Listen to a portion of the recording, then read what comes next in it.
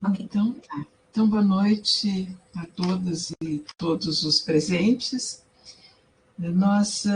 Essa é a nossa segunda aula da disciplina e nós vamos começar retomando os aspectos, uma espécie de síntese da última sessão. Eu estou aqui com o bate-papo aberto, vocês podem, se quiserem, escrever algum comentário, alguma pergunta, eu fico meio de olho ali, e se quiserem também fazer alguma interrupção, vocês também fiquem à vontade para fazer isso, tá bem? Então, revisando a primeira parte, o que nós vimos na primeira parte? Nós revisamos os conceitos fundamentais, com ênfase na especificidade do conceito de aparelho de Estado com relação ao de Estado, seus elementos e sistemas políticos, sistema político, entendendo que na disciplina nós estamos tratando especificamente do aparelho de Estado. Enfatizamos a interconexão inerente à administração pública, interconexão entre técnica e política. Destacamos a trajetória histórica de constituição da administração pública no Brasil, a partir da influência dos Estados Unidos, a especificidade do conceito e da existência de estado de bem-estar social ao contexto europeu do pós-Segunda Guerra e a relação de seu desmonte com a emergência da nova administração pública. Os princípios fundantes da administração pública em sua diferenciação com relação à administração privada. O objetivo daquela primeira parte era entender que as prescrições para a reforma do aparelho de Estado, fundamentadas na nova economia política, se originam para combater um tipo de organização da administração pública que nunca tivemos, a que sustentava o estado de bem-estar social. Ainda assim, essas prescrições, seguidas por todos os países, em decorrência principalmente de condicionalidades impostas pelas agências internacionais de financiamento. Então, o que nós vivemos e o que nós vamos ver na sequência, que resultou na reforma do nosso aparelho de Estado, não é um fenômeno brasileiro exclusivamente. Ele se reproduz em todos os países de um modo muito semelhante. Se nós tomarmos os países da região, ele se reproduz basicamente da mesma maneira, claro que com as especificidades locais em função do pré-existente e das forças políticas locais, mas seguindo as mesmas prescrições, porque elas se originam naquele contexto que foi mencionado na aula passada, de ataque a direitos conquistados pelos trabalhadores nos países centrais e se dissemina, inclusive, para todos os países, mesmo para aqueles como o nosso, nos quais esses direitos não estavam estabelecidos. E essas prescrições se disseminam por força impositiva das agências internacionais de financiamento, por condicionalidades nos empréstimos, principalmente basicamente do Banco Mundial e do Fundo Monetário Internacional. Então, a nossa história é que o Brasil adotou um modelo burocrático de organização da administração pública e o marco foi a criação do DASP em 1938.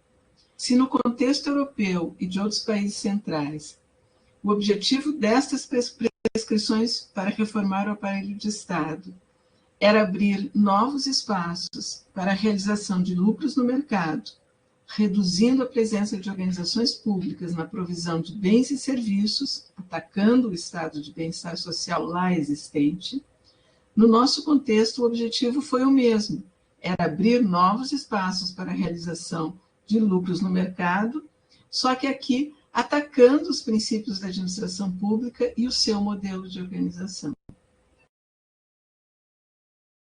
Tá bem?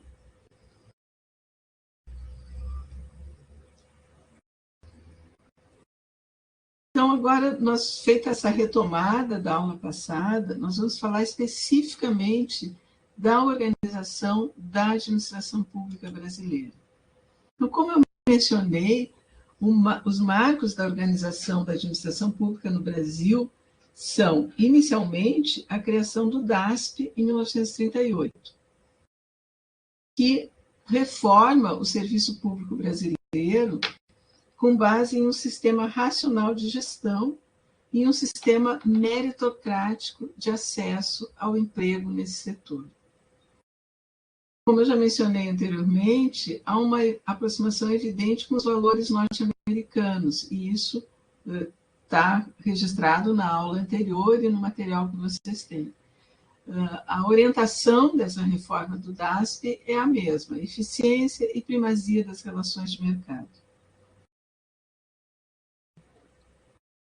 As ideias principais eram a consideração dos princípios da administração pública como passíveis de aplicação universal, a separação entre política e administração, e um departamento de administração geral como órgão de apoio direto e imediato ao chefe do executivo.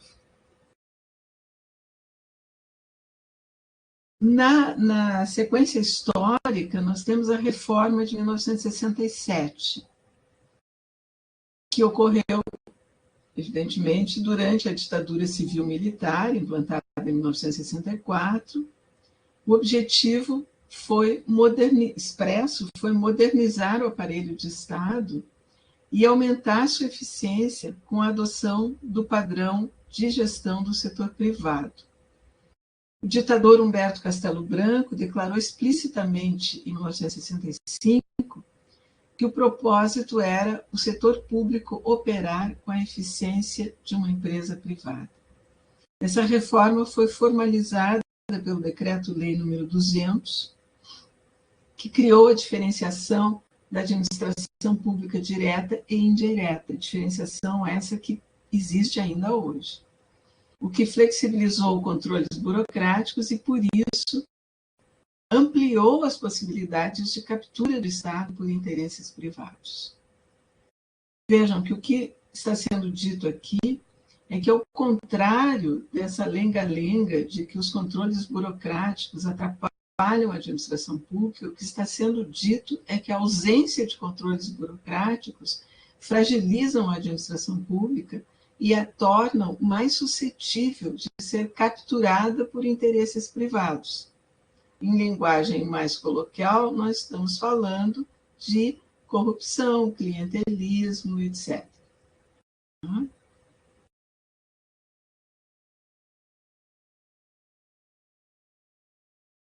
Então, o que significa falar em organizações da administração direta, que se cria naquele momento com o Decreto-Lei 200?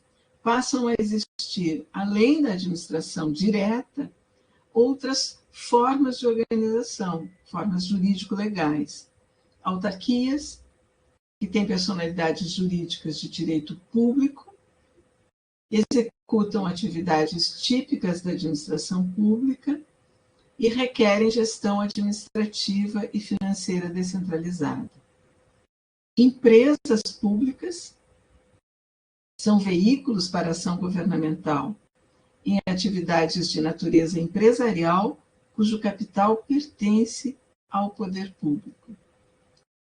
E sociedades de economia mista, para atividades de natureza mercantil, adotando a forma de sociedade anônima com ações que, em sua maioria, 50% mais uma, já é uma maioria, pertencem ao poder público. Posso seguir, se vocês não me interrompem, não escrevem nada ali, eu vou tocando, hein?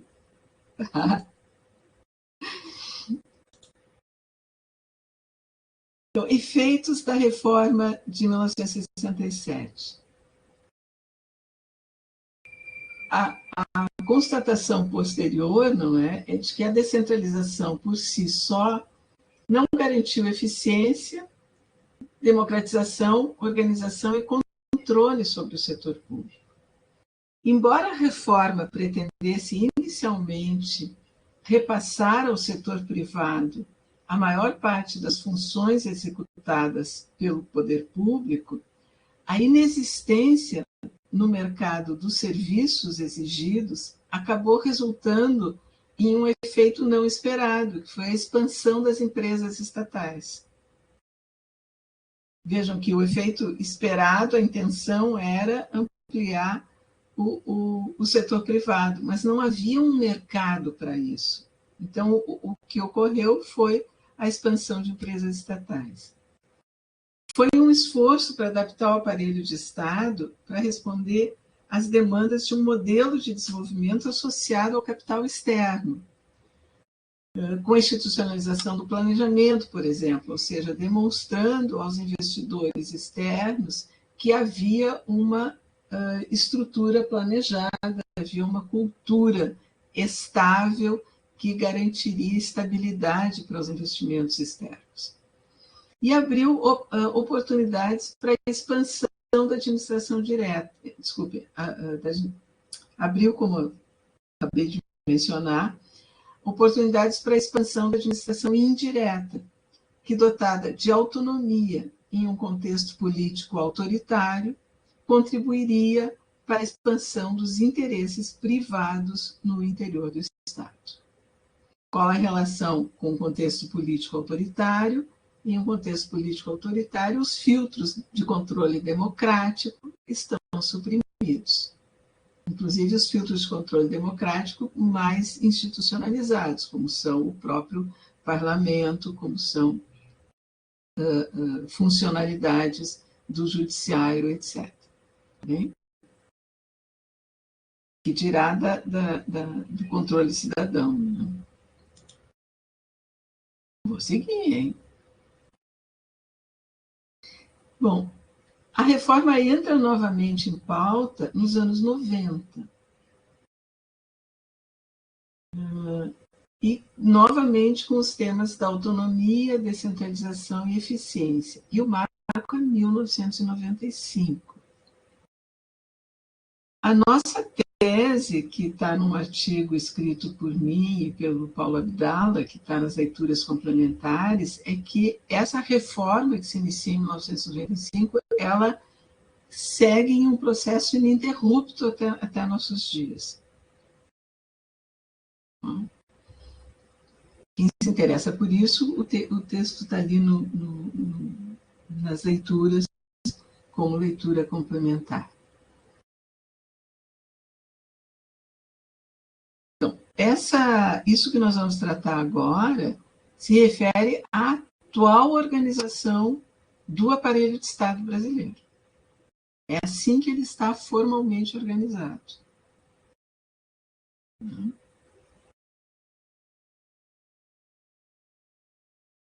E essa é a reforma, conectando com as coisas que foram ditas anteriormente, essa é a reforma que expressa aquele ideário das prescrições das agências internacionais, aquela concepção teórica que está lá no início da aula anterior, da nova economia política, da teoria da agência, etc.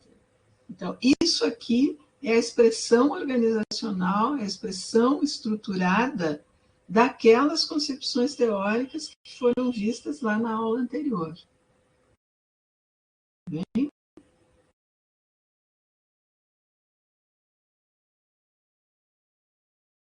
Então, e no marco de um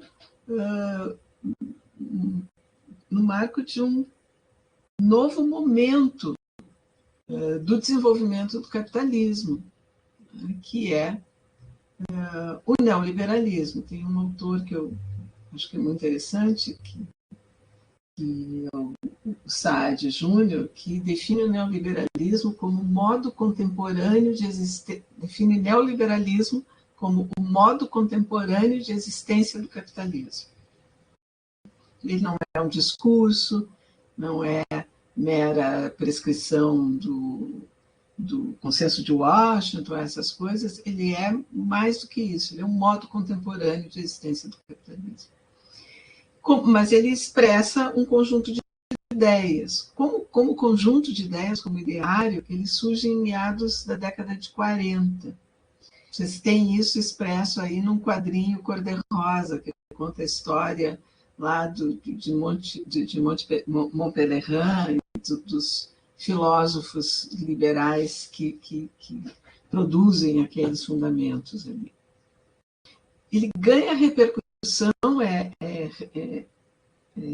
projetado como fundamento para estratégias visando a superação da crise do capital do início da década de 70. Crise essa que eu mencionei também na aula anterior e que está lá no material. Para tanto, como também já foi mencionado, nos países centrais era preciso reverter os ganhos que sindicatos e trabalhadores tiveram no acordo entre classes que resultou lá nos países centrais no estado de bem-estar social. Passou, então, o neoliberalismo a ser considerado parte da solução para superar a crise de acumulação através de uma ofensiva do capital contra o trabalho.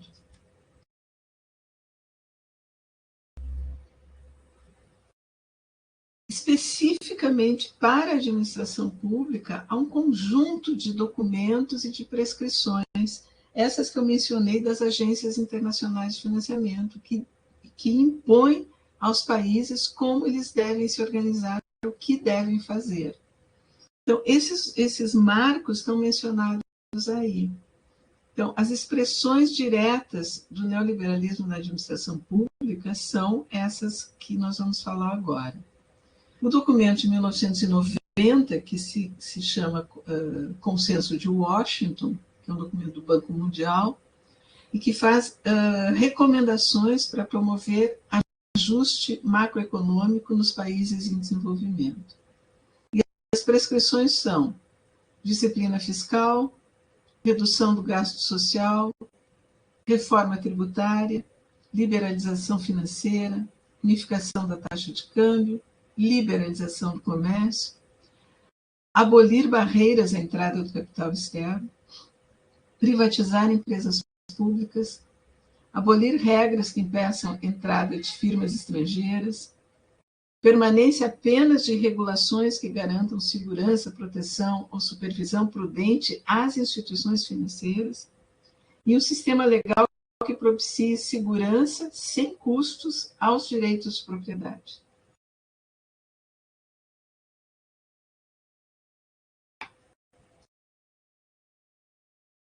Bom, mas o que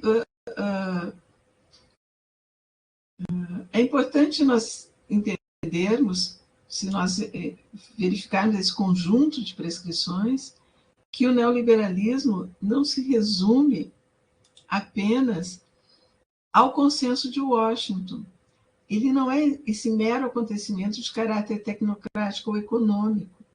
Ele é um projeto político-econômico de classe, não apenas um programa de políticas públicas ou de reorganização do aparelho de Estado. Isso é a sua dimensão tática. Na dimensão estratégica, o neoliberalismo se baseia na sujeição e subordinação absoluta ao mercado, como dispositivo de produção e reprodução social em sentido amplo. Então, nós vivemos sob essa égide do neoliberalismo, que se expressa, por exemplo, no individualismo exacerbado, na destruição de todas as dimensões, na desvalorização de todas as dimensões coletivas da vida associada. Porque a existência de dimensões coletivas põe em risco pela resistência organizada à implementação dessas prescrições, por exemplo. Bom, o que aconteceu? Essas primeiras prescrições do Consenso de Washington geraram, nos países onde elas foram levadas às últimas consequências, efeitos muito adversos, com impactos muito rápidos e evidentes sobre por exemplo, saúde infantil, não é? Com desnutrição, com um aumento de mortalidade infantil. E uma das primeiras, inclusive, agência internacional no âmbito das Nações Unidas, que são todos cúmplices nesse processo, que foi a Unicef começou a se manifestar solicitando que essas prescrições fossem amenizadas, porque constatou, pelos dados, o impacto que isso estava tendo sobre crianças em termos de saúde e educação. Então, o resultado é uma revisão do Consenso de Washington,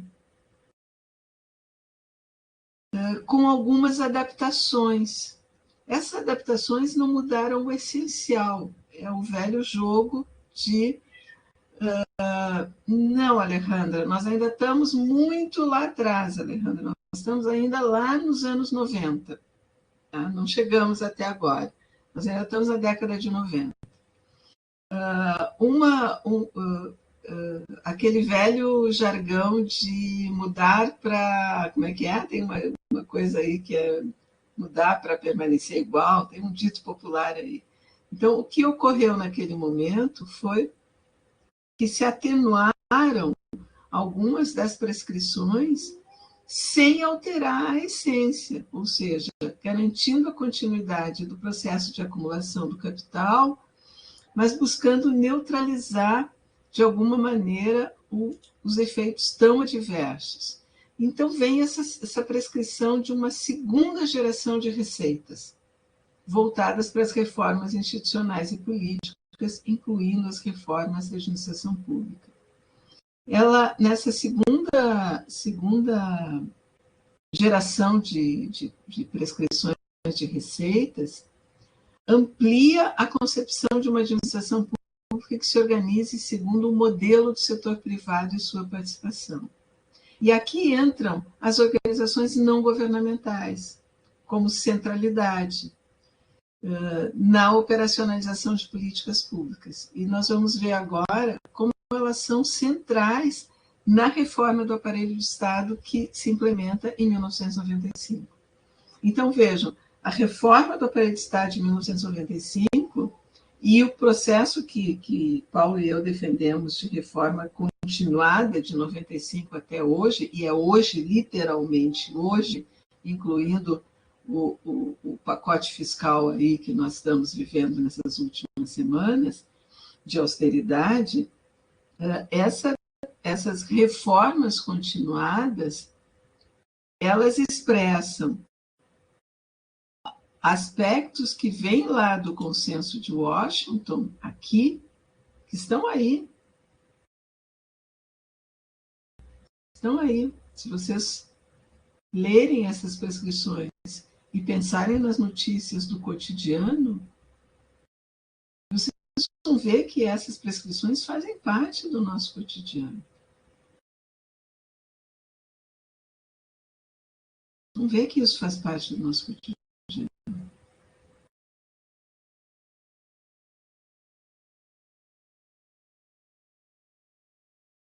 E se alguma de vocês, estou falando por algumas, nós temos majoritariamente mulheres aqui, viu, Eduardo? Acho que o Eduardo,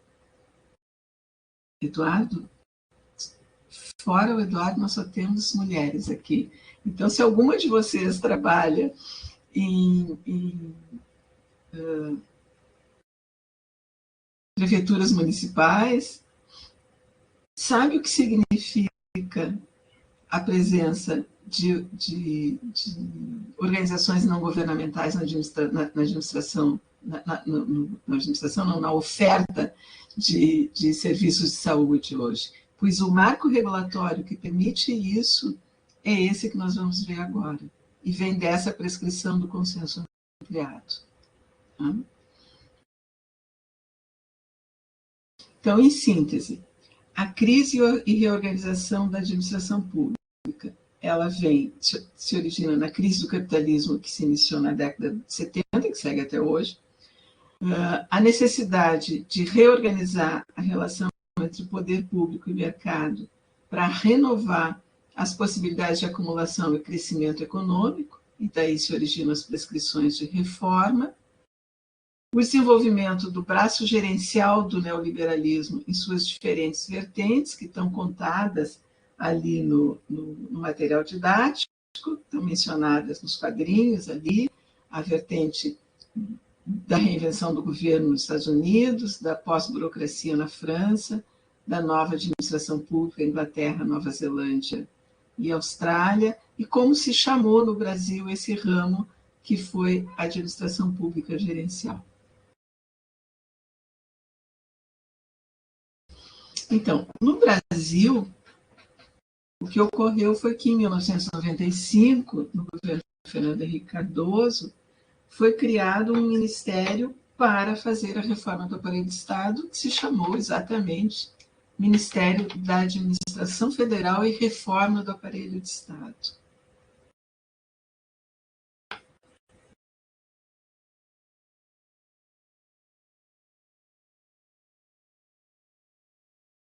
E teve como ministro Luiz Carlos Bresser Pereira, que fez todo o processo de reforma. É interessante que Bresser Pereira era, antes de se tornar o ministro responsável pelo aparelho, pela reforma, professor agora ele continua lá, acho que se aposentou, da Fundação Getúlio Vargas de São Paulo, e um estudioso teórico sobre burocracia. E quando ele vira ministro, ele começa a dizer umas coisas sobre desburocratizar e sobre, enfim, o discurso da reforma, esse modelo que se opõe à administração patrimonialista e à administração burocrática, que entra em total e absoluta contradição com as publicações do professor Bresser Pereira. Mas isso é um problema dele e da consciência dele. O fato é que o Lattes, o currículo e as bibliotecas não perdoam, mas, enfim. Então, o Bresser Pereira denominou esse movimento reformista como, nós já mencionamos anteriormente, a administração pública gerencial. No discurso, ele é um modelo que se opõe à administração patrimonialista e à administração burocrática, e que se propõe a reconstruir o Estado ao que ele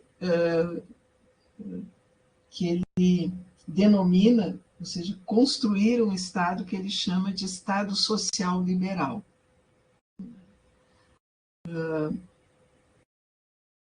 Vejam, nós não tivemos um estado de bem-estar social, então ele não pode reconstruir o que nós não tivemos. Então, eu só posso supor que ele se proporia a construir um estado que ele denomina um estado de social liberal, na sua proposta.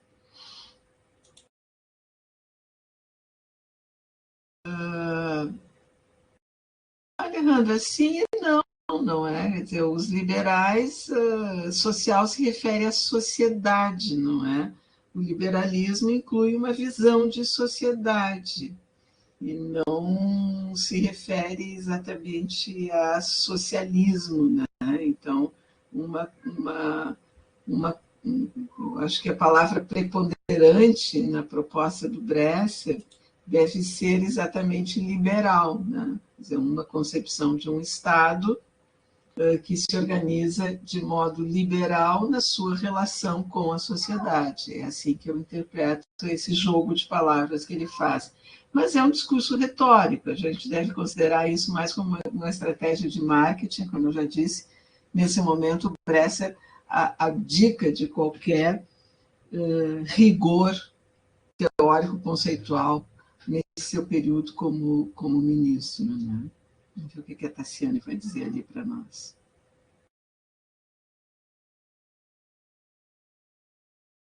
Se quiseres falar, Tassiane.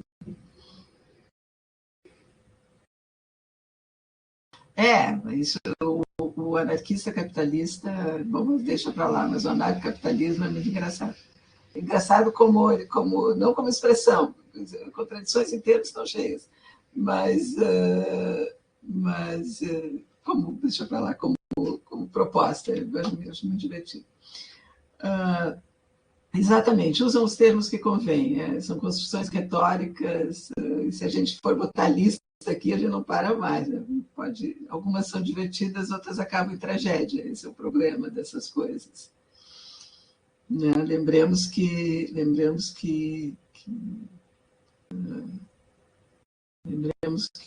o nazismo se declarava como socialista. Né? Então, vamos esquecer que tem farsa, mas também tem tragédia. Né? Então, tá, vamos seguir para não ficar muito pesado isso. Né? Bom, então as expressões da reforma no Brasil. O que ela fez? Ela definiu atividades exclusivas do Estado. Definiu quais são as atividades exclusivas do Estado. Definição das leis e políticas públicas e a cobrança de seu cumprimento, que são executadas pelo núcleo estratégico, presidência, legislativo, judiciário e cúpula dos ministérios, bem como aqueles que se relacionam com o poder de Estado. Regulação, controle, fomento, seguridade social e polícia, que seriam executados por unidades descentralizadas. Atividades não exclusivas do Estado, que compõe o setor no qual o poder público atua simultaneamente com outras organizações públicas não estatais, entidades civis sem fins lucrativos e privadas lucrativas que não possuem poder de Estado, mas que executam serviços que envolvem direitos humanos fundamentais. Atividades de produção para o mercado corresponderiam à propriedade privada, e aqui se inclui a privatização de empresas estatais. Isso fica mais claro quando a gente vai para aquele desenho das bolinhas que vocês têm aí e que eu vou mostrar aqui daqui a pouco. Esse aqui. Então, vejam, esse é a síntese do plano diretor de reforma do aparelho do Estado, lá de 1995. E essa é a estrutura que nós temos hoje ainda. Tá? Então, o núcleo estratégico, legislativo, judiciário, presidência, cúpula dos ministérios, forças armadas, Ministério Público, estatal. Forma de administração gerencial. Vejam que a forma de administração preconizada é sempre a gerencial, ou seja, é implantar tecnologias de gestão empresariais do setor privado na administração pública. Atividades exclusivas de regulação, controle, fiscalização e fomento estatais. Aqui nós vamos ter as agências reguladoras, vamos ter os tribunais de contas, etc. Tá? Serviços não exclusivos, educação, saúde, pesquisa científica, tecnológica, cultura, proteção e preservação do meio ambiente, etc. Publicização, ou seja, saírem da administração pública e passarem para a pública não estatal, que ele chama, e aqui é retórica das mais perversas, chama privatizar de publicização.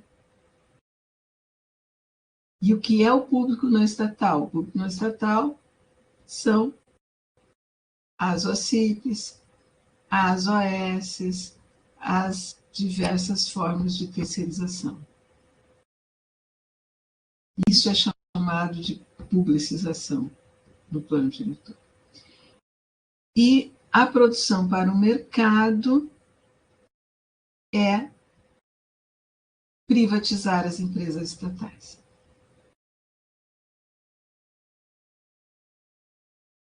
Então, essa é a reforma de 95, nós estamos em 2023.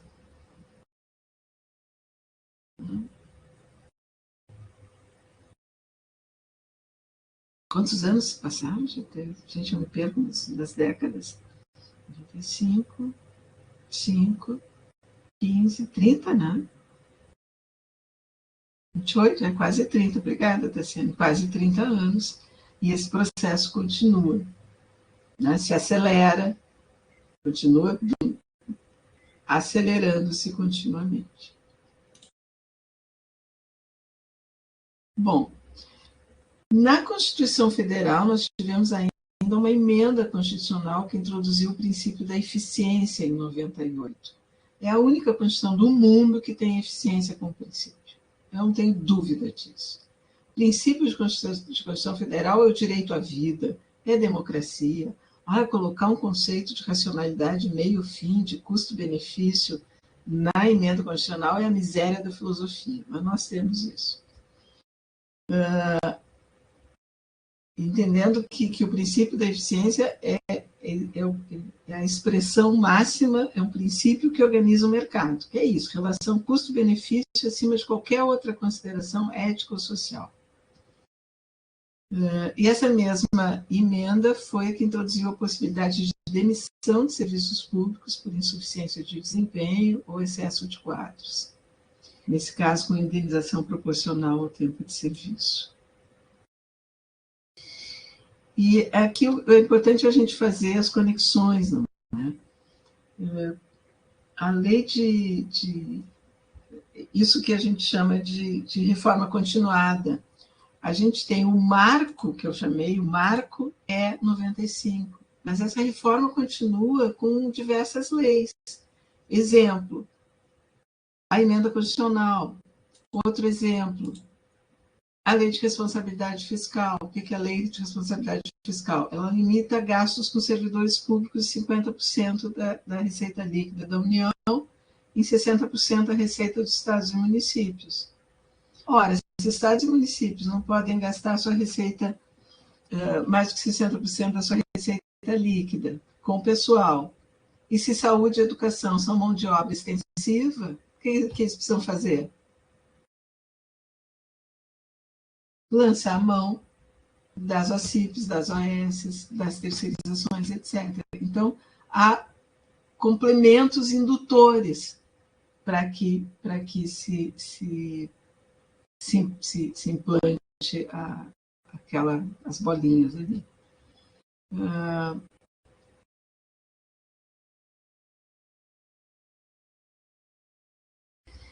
Então, as reformas acabaram com o governo Fernando Henrique? Sim, a resposta é sim e não. O marco legal que cria esta estrutura do aparelho de Estado, aquela das bolinhas, ele foi todo aprovado no período Fernando Henrique Cardoso. Mas as transformações que podem parecer pontuais, elas dão continuidade e aprofundam a trajetória iniciada naquele governo. Por exemplo, a reforma da Previdência dos Servidores Públicos em 2003, as parcerias público-privadas em 2004, a criação da Empresa Brasileira de Serviços Hospitalares em 2011, a Emenda Constitucional 95, que congelou o investimento público em educação e saúde e outros gastos em 2016, a PEC 32, que estava tramitando no Congresso e que vive ameaçando retornar. É preciso atualizar esse slide e incluir o pacote Haddad agora, das últimas semanas, o ensino de tecnologias gerenciais na formação de administradores públicos, inclusive pela Escola Nacional de Administração Pública. Ou seja, a continuidade, ela continua, vale a redundância. Então, as propostas mais recentes, a PEC, que eu nem vou mencionar, que eu espero que ela não volte, bom, nós acompanhamos recentemente, eu prefiro falar do último pacote aí de austeridade fiscal, que é esse que foi aprovado há poucos dias, e nós não estamos livres de que seja encaminhado pelo Ministério da Economia, que seja encaminhado ao Congresso um projeto de lei para desvincular os gastos obrigatórios com saúde e educação. Isso está na agenda. Isso está na agenda. Isso é uma coisa que nós conseguimos preservar duramente, e isso está na agenda, e essa luta talvez tenha que ser feita e será muito difícil preservar. Então, em síntese, para encerrar, a administração pública está marcada pela referência à lógica de organização do setor empresarial e dos negócios que se realizam no mercado. Essa marca de berço facilita, lembra que eu contei lá na outra aula, por que eu contei aquela coisa lá da origem, né, da introdução do ensino da administração pública com origem, transposição do ethos norte-americano e tal.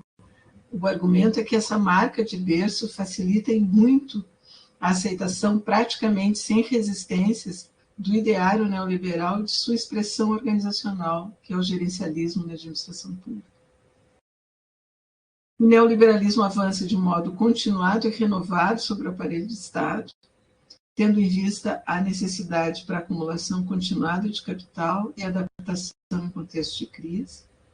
E no Brasil, a reforma do aparelho de Estado teve seu marco e lógica definidora no governo Fernando Henrique Cardoso, mas se encontra em expansão, incluindo desde reformas estruturais até a disseminação das tecnologias gerenciais privadas para a prática da administração pública. Era isso, Gurias e Eduardo.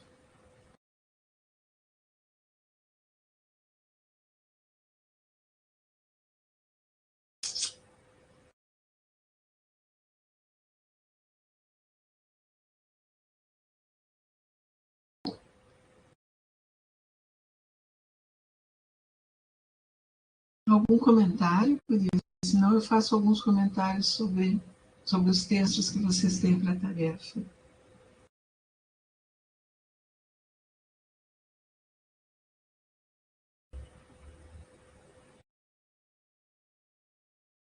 Tassiane? Boa noite. Só para acrescentar isso que falou, professora, por experiência no meu local de trabalho, mesmo eu trabalho na Coordenadoria Regional de Saúde, aqui em Caxias do Sul, justamente na Secretaria de Saúde do Estado. E o que a gente observa é bem isso, a gente não tem nenhum hospital público aqui na nossa região, gerido pelo público, mas nós temos hospitais totalmente voltados para atendimento SUS, construídos e equipados pelo SUS. Mas como eles não são geridos pelo Estado, e as lideranças deles têm essa lógica de administração voltada mais para a lógica de mercado e privado, o que eles querem é, já que a lei diz que eu tenho que atender no mínimo 60% SUS, eu quero atender só esse mínimo e o resto eu vou começar a vender serviços privados. Eles falaram, não, mas tu não pode, tu recebeu o equipamento com SUS, tu tem que atender SUS. Não, mas é que a gente não ganha dinheiro suficiente, nós vamos começar a fazer isso. Por causa justamente dessa lógica de se voltar só à eficiência e lucro, e não a atender a necessidade da população. Bem, obrigada.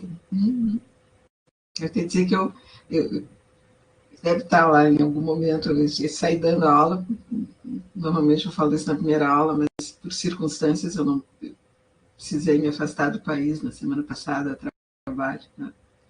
E não quis deixar de dar a disciplina, e aí combinei com o Rafael de gravar a aula, né? E eu trabalhei 20 anos com saúde, né? E em diversos lugares, assim, e muito fui a Caxias do Sul tentar negociar com aqueles... Muito fui. Claro que as pessoas com quem eu negociava já faleceram, inclusive, né? Mas muita reunião eu fiz com a filantropia, sabe? E muito difícil. Uma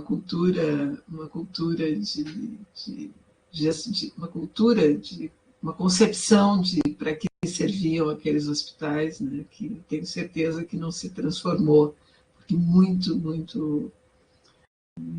forte, assim, muito forte, muito difícil. Mais, pessoal, algum outro comentário? Não, só complementando, trabalho na Defensoria Pública E essa questão da saúde eu sempre vejo também, né, o quanto se batalha, né, para tentar garantir esse direito à saúde aos assistidos, enfim, a população que muitas vezes não consegue ter acesso, né, à saúde. Até tem questão não somente de tu ter um tratamento, enfim, mas a própria questão de estética, de dentista, tem pessoas que não têm os dentes, por exemplo, da frente, né, por N coisas. Então, tem todo, assim, o quanto é difícil aprovar e o quanto a gente luta, né, para ter a mínima dignidade, né, da pessoa humana e, enfim, estar, né, em conjunto, enfim, com isso. É verdade. Não, é uma área muito, muito gratificante, mas muito difícil de trabalhar. É verdade. É verdade. Então tá, gurias, é isso mesmo, Alejandra. Saúde mental, nem falar. Então, gurias e Eduardo. Assim, ó, esse texto da Elvia, ele parece um texto antigo, mas pelo que nós falamos, ele segue atual, né? Eu acho que ele é um texto muito interessante, porque ela ela cria um conjunto de modelos ali para definir as características. A Elva é uma professora já aposentada da Universidade Federal da Bahia, que trabalhou muito, sempre com a administração pública, muito competente. E o outro autor, eu quero crer que é posso estar dizendo a maior besteira da face da Terra, porque eu não sei, mas eu estou chutando, admito que estou chutando, que é um ex-aluno dela de doutorado, porque aqueles modelos ali me parecem muito matéria de doutorado, pode chutação absoluta, nunca repitam isso que eu estou dizendo. Mas, enfim, aquele texto eu acho que é muito interessante, porque a forma como eles organizaram aqueles mapas conceituais ali das diferentes reformas. Então, aquele mapa da reforma, da última reforma, ele está absolutamente vigente. Né? Então, por isso que, apesar do texto parar lá, é porque, bom, nós continuamos com esse marco legal e com vivendo esse impacto, apesar de ser quase 30 anos da sua implementação formal. Né? E com reformas é assim, né? As reformas têm um marco temporal e elas, ao longo do tempo, é que vão se institucionalizando. Então, eu acho que era isso, não é? Se vocês tiverem qualquer dúvida que a gente possa ajudar, a Marissa está aí e faz contato comigo. E, bom, eu agradeço muito a sua presença. Eu tinha dito no início para a Marissa que eu não esperava ninguém, porque é véspera de feriadão, e tem o povo que gosta de futebol, e então fico super contente de conhecê-las. Lamento muito não ter estado na semana passada. Eu tinha, vou contar para vocês, então, falar um pouco de mim, já que eu... Oi, Eduardo! Obrigada pela presença, Eduardo.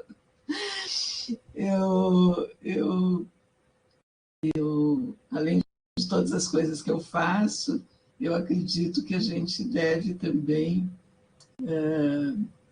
Enfim, eu sou ativista no meu sindicato docente. Eu participo no Andes Sindicato Nacional, na seção aqui da URGS. Nós tínhamos uma eleição para a direção nacional do sindicato. Eu estava concorrendo como parte da chapa. Ih, aconteceu aqui. Eu estava concorrendo como parte da chapa para a direção nacional, uma eleição muito difícil, assim, muito difícil. E por causa da eleição, eu precisei postergar uma semana de aula que eu tinha compromisso na Colômbia, na Universidade Pública, lá também na Universidade Nacional de Antioquia, eu precisava ir. E aí eu disse para o Rafael, Rafael, não vou poder dar, porque eu não posso postergar de novo a aula lá em Antioquia, eles vão me matar, os alunos, não tem como fazer isso. E aí o Rafael deu uma opção que eu não gostei muito, mas achei que valia a pena, porque eu acho que esse curso é muito valioso, eu gosto muito de estar aqui. E estava bastante temerosa de, por causa da agenda, não ter ninguém, e acabar se transformando em outra gravação. Eu gosto de ver as pessoas e as expressões e de ouvir e ler seus comentários. Então, agradeço muito a presença de vocês e estou à disposição aí, quem sabe a gente se encontra nos TCCs. Então tá. Então, professora, eu vou encerrar a gravação, tudo bem? Bem, tá. Boa noite, pessoal. Foi um prazer estar com vocês. Obrigada pela presença. Tchau.